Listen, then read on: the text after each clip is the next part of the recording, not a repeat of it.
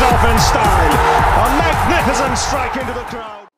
வணக்கம் நண்பர்களே, welcome to my channel cocktail furious. Welcome to my T20 world cup special. இந்த வருஷம் 2024 T20 world cup ஸ்பெஷலா தான் இருக்க போகுது. ஸோ இப்போ நம்ம பார்க்க போற review, yes very very important match between associates சொல்லலாம்.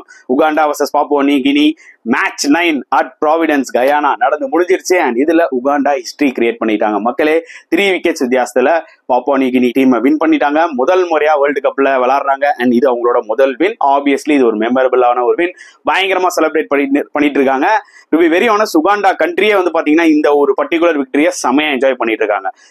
நம்மலாம் வந்து பாத்தீங்கன்னா கிரிக்கெட்ல வந்து எவ்வளோ அச்சீவ் பண்ணியாச்சு. இந்தியான்றது வந்து பாத்தீங்கன்னா கிரிக்கெட்ல வந்து நிறைய அச்சீவ் பண்ணியிருக்காங்க. One of the top most country in cricket. ஓகேங்களா? ஸோ அதனால நம்மளுக்கு இது ஒரு பெரிய விஷயமா தெரியாது, எதுக்கு உகாண்டா எப்படி கொண்டாடுறாங்க அப்படின்னு சொல்லிட்டு. பட் ஒரு விஷயம் நம்ம நல்லா புரிஞ்சுக்கணும், அவங்களுக்கு இந்த ஸ்போர்ட்ன்றது வந்து பாத்தீங்கன்னா புதுசு.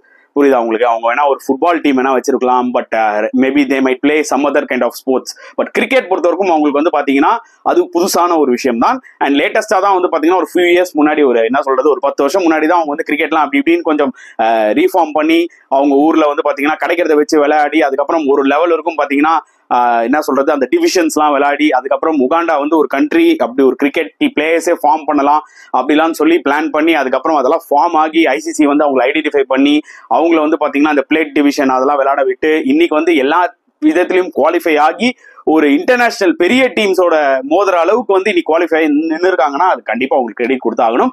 அதனாலதான் இந்த வேர்ல்டு கப் இந்த ஒரு ஈவெண்ட்ல அவங்க அந்த ஒரு விக்டரியை பயங்கரமா கொண்டாடுறாங்க.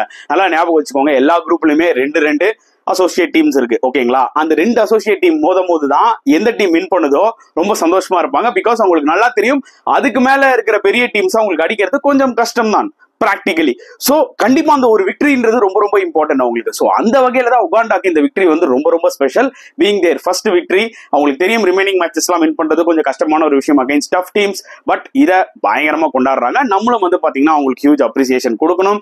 உகாண்டான்ற ஒரு கிரிக்கெட் வந்து பாத்தீங்கன்னா மேலும் மேலும் வளரணும்ன்றதுதான் நம்மளோட ஆசையும். சோ இந்த மேட்ச் பொறுத்த வரைக்கும் பாத்தீங்கன்னா இட் வாஸ் நாட் என்ன சொல்றது, உகாண்டா ஒன்னு டாமினேட் பண்ணிட்டாங்கன்னு சொல்ல முடியாது. ப்ராவிடன்ஸ் வந்து பாத்தீங்கன்னா எக்ஸ்பெக்ட் பண்ணவே இல்லை இவ்வளவு ஸ்லோவா இருக்கும் விக்கெட். பட் சேம் டைம் 2 டீமோட பேட்டிங் வந்து கொஞ்சம் புவரா இருக்கு. இதுவே ஒரு பெட்டர் டீம்ஸ் விளையாடி இருந்தாங்கன்னா ஒரு 140 அடிச்சிருப்பாங்கன்னு வச்சுக்கோங்களேன். ஸோ டாஸ் வின் பண்ணி போலிங் எடுத்தாங்க Uganda and 77 all out Papua New Guinea. So Papua New Guinea நான் என்ன எக்ஸ்பெக்ட் பண்ணேன்னா, ஓகே ஓரளவுக்கு டீசென்ட் பேட் 120 அடிப்பாங்க. ஏன்னா வெஸ்ட் இண்டீஸோடய 136 கிட்டத்தட்ட அடிச்சாங்க. ஸோ ஒரு 120 அடிப்பாங்கன்னு பார்த்தா 77 தான் அடிச்சாங்க. எந்த பேட்ஸ்மேனுமே ஃப்ளூவெண்டா ஆட முடியல.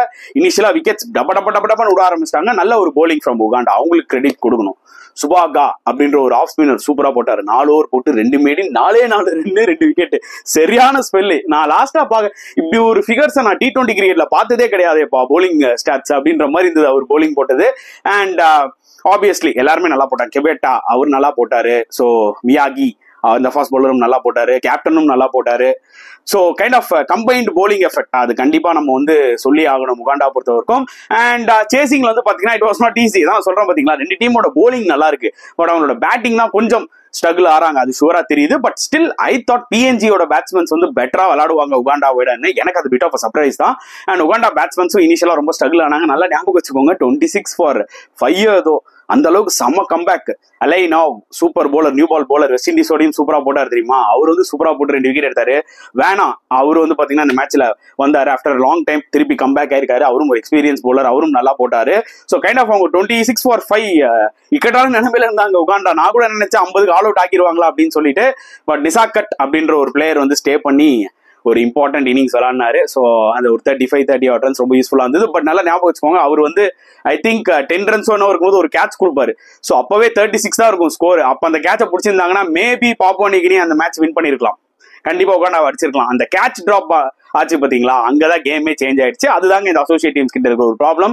ஆப்வியஸ்லி அவங்களோட ஃபீல்டிங் அண்ட் கேச்சிங் தான் அவங்களை லெட் டவுன் பண்ணுது, அதான் பண்ண போகுது. ஸோ இதுல இருந்து தான் அவங்க இம்ப்ரூவ் ஆவாங்க. இன்னைக்கு எஸ்டாப்ளிஷ்ட் டீம்ஸே வந்து பாத்தீங்கன்னா நல்லா பெர்ஃபார்ம் பண்ணுவாங்க, திடீர்னு என்னைக்காவது ஒரு நாள் கேட்ச் விடுவாங்க, மிஸ்ஃபீல்ஸ் பண்ணுவாங்க. It happens.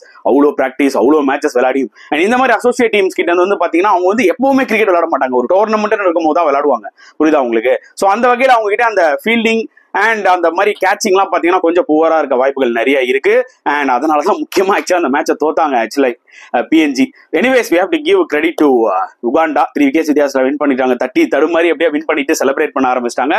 ஸோ எனிவே அவங்க ஊர்ல கொண்டாட்டம் தான். ஸோ இந்த மேட்சை பொறுத்தவரைக்கும் பெருசா பேசுற அளவுக்கு எதுவுமே இல்லை. பட் ஆனா உங்களுக்கு நல்லா தெரியும், ஈச் அண்ட் எவ்ரி மேட்ச் நான் வந்து ரிவ்யூ பண்ணாம இருக்க மாட்டேன். இது சின்ன சின்ன அசோசியேட் டீம்ஸ் விளையாடினாலும் சரி, அதுக்குள்ளேயும் சில விஷயங்கள் இருக்கு. அதுதான் இன்னைக்கு உகாண்டா பண்ணாங்க இந்த பர்டிகுலர் மேட்ச்ல.